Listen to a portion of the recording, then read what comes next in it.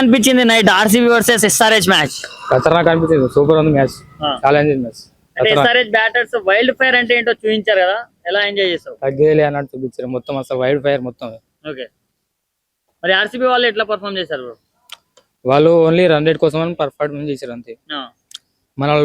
మన wild fire ఏందో చూపించారు మొత్తం. ఓకే, 20 overs లో 250 అంటే తప్పు కాదు. మరి గెలిచినా కూడా టాప్ 1 కి వెళ్ళిపోలేరు అనే బాధ ఏమైనా మిగిలిందా?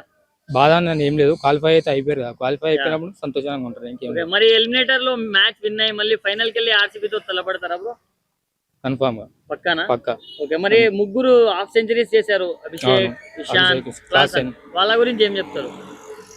ఏం చెప్తాం, ఇంకా మాటలు ఏం లేవు అంతే. వైల్డ్ ఫైర్ తగ్గేయాలన్నట్టు ఆడేస్తారు. ఇంకేం. Okay bro, Virat Kohli and Head మధ్యలో చిన్న హీట్ మూవ్మెంట్ జరిగింది కదా, దాని గురించి ఏం చెప్తారు? దాని గురించి అంటే ఏం చెప్తాం అంటే,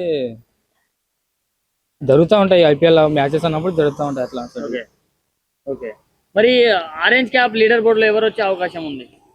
ఇంకెవరు, క్లాసెన్ తప్ప మన అభిషేక్ శర్మ ఉన్నారు. ఇంకా ముందు మ్యాచ్లు ఉన్నాయి కాబట్టి అలా వచ్చే అవకాశాలు ఉన్నాయి. ఓకే బ్రో, మరి ఈసారి ఆల్రెడీ 3 టీమ్స్ క్వాలిఫై అయ్యాయి. మరి ఇంకో టీం ఏదనుకుంటున్నావు? రాజస్థాన్, పంజాబ్ అనుకున్నాను. పంజాబా? మరి నెక్స్ట్ మ్యాచ్ రాజస్థాన్ వాళ్ళు గెలిస్తే వాళ్ళే వస్తారు కదా. ఇప్పుడు రన్ రేట్ ఎక్కువ ఉంటే వీళ్ళు కూడా వస్తారు కదా. రన్ రేట్ ఎక్కువ ఉంటే 16 వస్తారు వాళ్ళు. 15కి ఎట్లా వస్తారు? పంజాబ్ వాళ్ళు రాజస్థాన్ వాళ్ళు గెలిస్తే పంజాబ్ వాళ్ళు కాలేరు. సో ఎస్ఆర్హెచ్ కి రాజస్థాన్ తో ఉంటే బెస్టా, పంజాబ్ తో ఉంటే బెస్టా? పంజాబ్ తో ఉంటే బెస్ట్. పంజాబ్ తో ఉంటే బెస్ట్ అంటావా?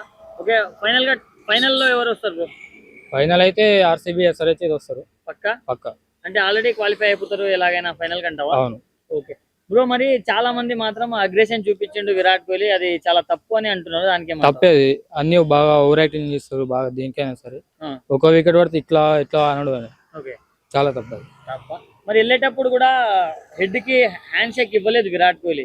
ఇవ్వలేదు. దాని గురించి చాలా ఇవ్వాలి, అది యాక్చువల్లీ ఇవ్వాల్సింది అది. కానీ వాళ్ళ తప్పు సైడ్.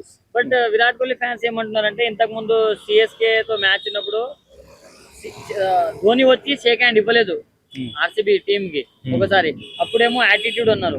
దాని తర్వాత భువనేశ్వర్ ఒకసారి క్యాచ్ వదిలేసినప్పుడు రోహిత్ శర్మ కాల్తో దన్నిండు, దాన్ని కూడా ట్రోల్ చేస్తున్నారు.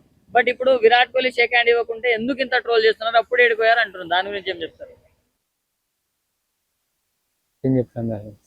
అంతా అవుతూ ఉంటది అంటారా?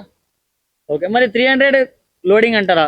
300 లోడింగ్ అయితే ఈ సీజన్ కాదు, వచ్చే సీజన్ లో చూసుకుంటాం. 300 లోడింగ్ పక్కా.